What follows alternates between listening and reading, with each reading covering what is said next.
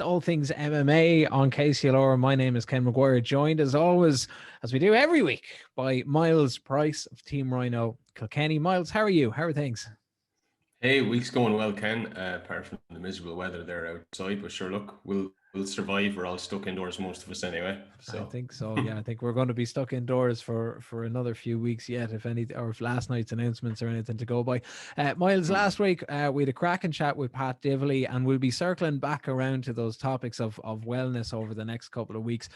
For this week, we're back with a firm focus on all things MMA, and one of the stories that's been doing the rounds in the news over the last couple of days is a possible return for former bantamweight champion in the UFC, TJ Dillashaw. So TJ has been out of the sport and out of competitive action since he was popped for EPO in January 2 years ago. It's 2019 now. He had a 2-year USADA suspension on keeping him out of the sport.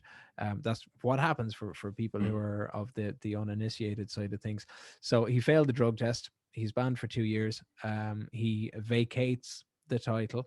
And this comes off the back of him openly admitting that he had taken EPO in the build up to his fight with Henry Cejudo. There's a couple of things at play here right. that I want to get your opinion on. One, if TJ is to make a return, should he be straight back into the title picture where he left off?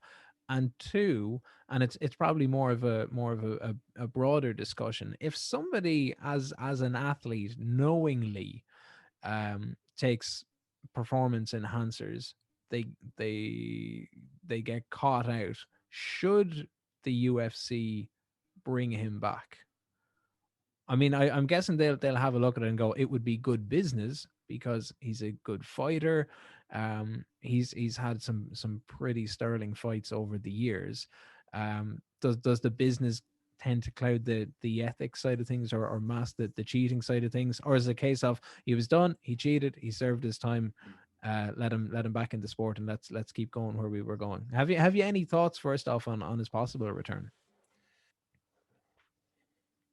I think that he's a tasty mix into the bantamweight division. I think that he's definitely one of those guys that if you put him back into the top five, that he's going to be a stable in the contention for the title. To be honest, I think he's very good. He's established himself over and over again.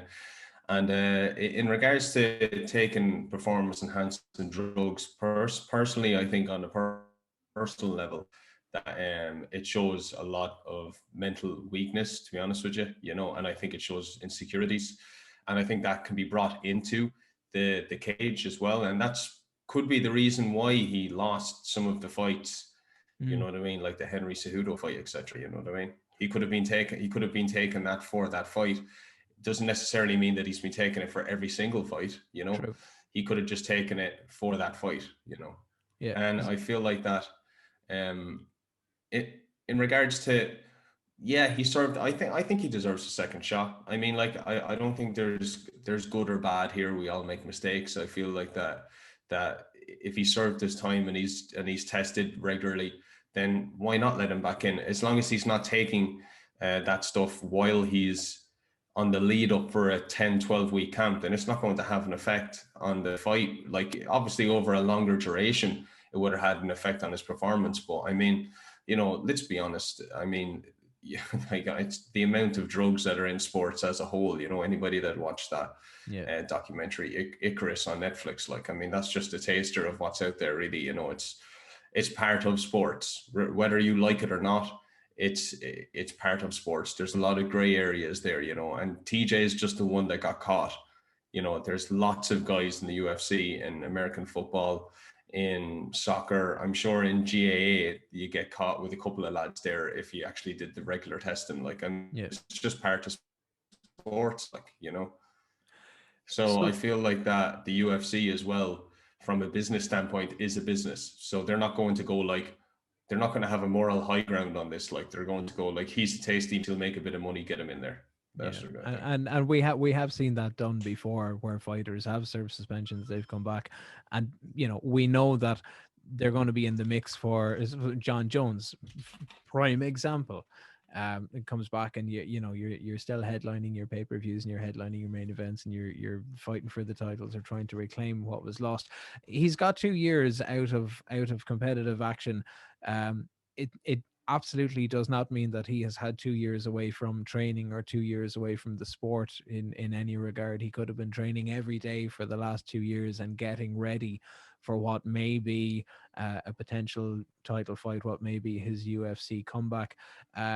What do you think that journey may be like for somebody, knowing that you've got a long road to travel before you get back? In regards to Jon Jones. No. In regards to we're using TJ as the example, as the current story. So you've got 2 years before now nothing is guaranteed at the end of the 2 years, but I would assume that if you want to work your ass off for the 2 years and get back in the mix, that you gotta put in a lot of work. Yeah, you do need to put in a lot of work, and the biggest risk in regards to taking long durations off in between fights is ring rust.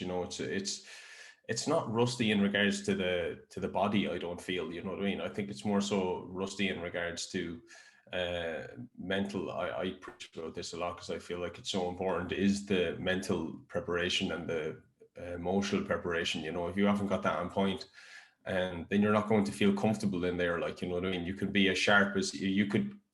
Like, I feel like that McGregor looked the best he ever did, like in regards to fight camp, you know what I mean, for his last fight against Dustin. But you could see that there was a bit of ring rust involved there in regards to, and game planning issues, I feel, in regards to that competition. I feel like TJ could be running into the same issues. I think anybody that takes a long duration of time off between competing is going to take an emotional and mental toll on your body. And, it all depends on what you're doing in between the 2 years off. Are you training on a regular basis? Are you sharpening your tools on a regular basis? And then, you'll have to put more time into the mental practice, like negative visualization, visualizing, meditating, journaling, active visualization while you're in training, visualizing, making sure that your setting is correct for sparring. Like, they do this notoriously in SBG, which is a great practice, is they kind of do they do this up in Fight Academy Ireland in the north as well, actually, where they they kind of do like walk-in music. The gym is completely empty. There's no music at all. You walk in, you have your set corner man, the other corner has their corner man. So they simulate basically like what a fight night would be like, so that's a great way to prepare for things like that. So those little details, if you're applying those things, then yeah, I think that you'd be okay. But in regards to ring rust, it's still there. I don't think you can get as close as you can to shaking it off after a long duration in between taking off fights, but it's still going to be there somewhat to a degree, for sure. So with that said, then would the UFC be better served having TJ in a couple of tune-up fights? I mean, the bantamweight division, in fairness, it's become pretty active. There's a lot of people kind of circling and knocking on the door. Jose Aldo is in there. Aljamain Sterling and Petr Yan are going at it for the title. Next weekend, when we were chatting with Uriah Faber last week or the week before, earlier this month anyway, he had shown interest in a fight with TJ. That's a big business fight, not necessarily a title fight, but there's history and there's beef and things there. Would you put him straight back into the title side of things, or go, okay, well look, it's time to take your place in the queue? There's talks between him and Uriah. They're going to do the Uriah fight, I would have thought, Yeah. That's a strong contender for them too, because that's a business decision. Yeah, it's like the bad motherfucker belt, isn't it? You know what I mean? For Jorge Masvidal and Nate Diaz, that's a great business decision. It's marketing.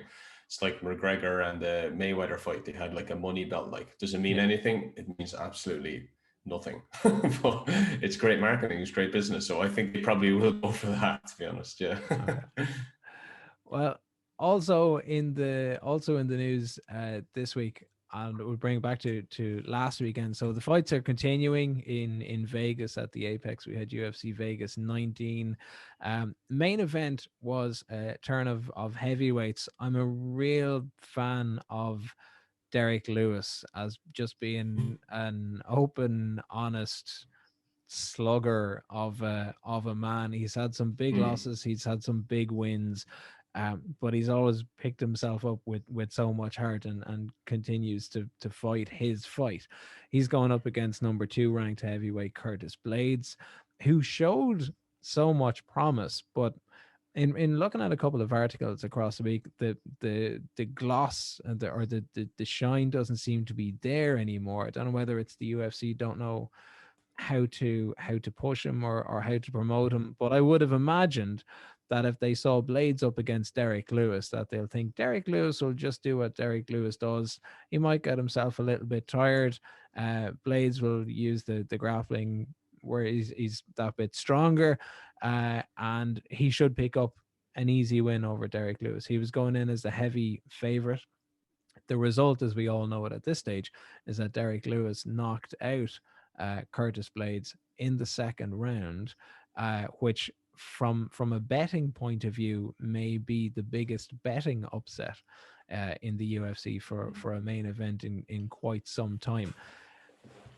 I see it as that the UFC had planned that Curtis Blaydes would win, and then you build off the back of that plan. But as we've seen time and time again, we've already seen this year in the same case as you mentioned with Conor and Dustin, that a lot would have been made off Conor having beaten Dustin, and nobody, I think, anticipating too much the victory and the manner of the victory for Dustin.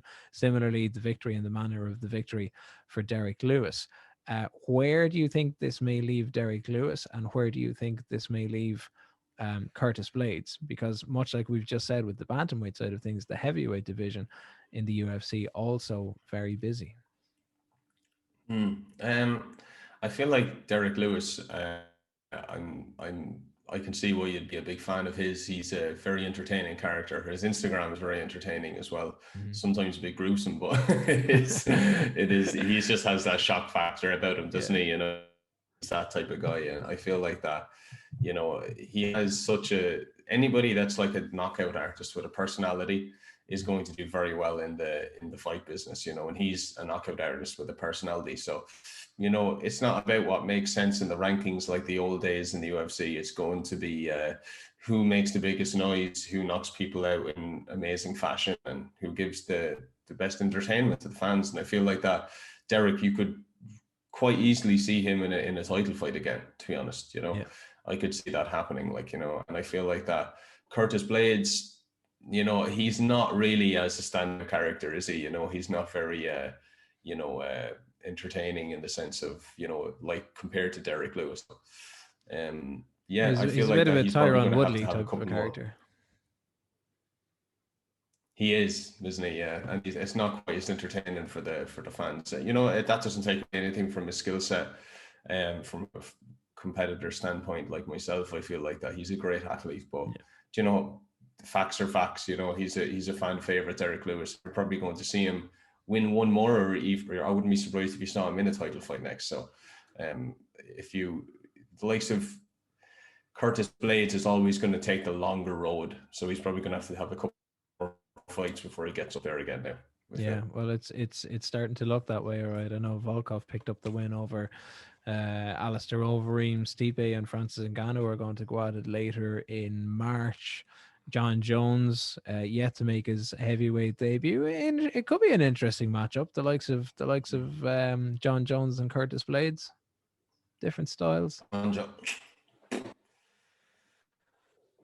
It just doesn't sound marketable. To be honest, you know, I'd see Jon Jones and Derrick Lewis. That would be a good fight. Really? Like, imagine that. That'd be good. Yeah, why not? Why not? Like, that's like great. Why not? The UFC don't care. Like, you know, they know that that's a big win-win fight for Jon, but the fans are going to pay for it because they're like, will Derrick knock him out? And, you know, but Jon's going to he'd out technique and he'd go for the long run there, and he'd beat the turtle against the hare in that one, I think, you know. True enough. Well, if people want to see that would be a good fight. if people want to see the knockout of Curtis Blaydes at the hand of Derrick Lewis, you can check it out online at scoreline.ie. Miles, I know next week we're going to be touching on some of the issues around the regulation of MMA in Ireland. So I wanted to throw an eye just a little onto UFC 259. So this is, again, we're kind of starting to motor through the big events for the UFC for the year, while the promotion are still actively putting on events. And I know we've touched on Jan Blachowicz and Israel Adesanya before, but they will be the main event on scoreline.ie during the week. We'd taken a look at the poster and some of the early stages of the card. So the three big title fights, we've got Jan Blachowicz and Israel Adesanya for the light heavyweight title. Blachowicz, obviously enough, the light heavyweight title holder. Adesanya moving up from middleweight as the middleweight champion. We're getting closer to the fight. I don't know if your opinion has changed anything on it. You had reckoned the last time that we brought this up that Adesanya might be just a little bit out of his depth on this one, and that we should still see Blachowicz as the light heavyweight champion. Yeah, I watched that fight again just on my break there yesterday from work, and the against him and that was a Dominic Reyes he fought,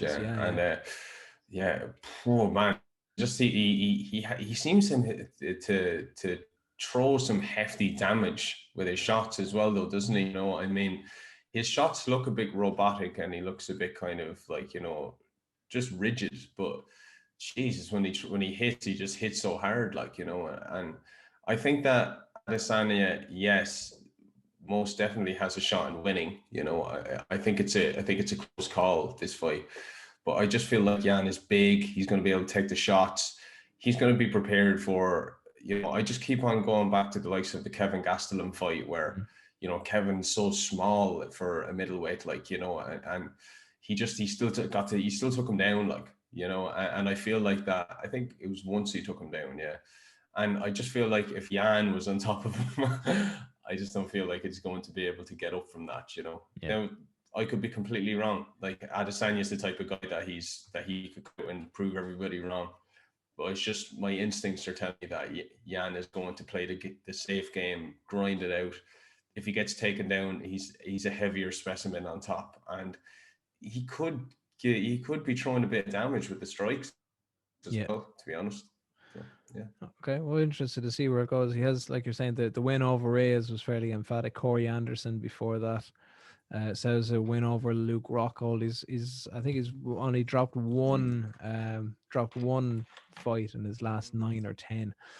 So that's the main event. That's Israel Adesanya and Jan Blachowicz for UFC 259. They next in line for that, we're seeing Amanda Nunes. We talked about Amanda Nunes before Christmas, trying to imagine what her 2021 would look like, when it appears that all you can do is win and defend titles.